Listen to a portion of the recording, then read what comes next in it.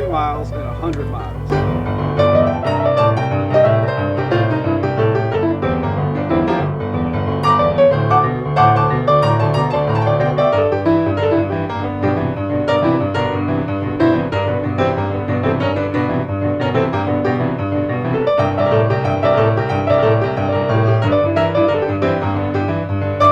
Isn't this a great way to spend an afternoon?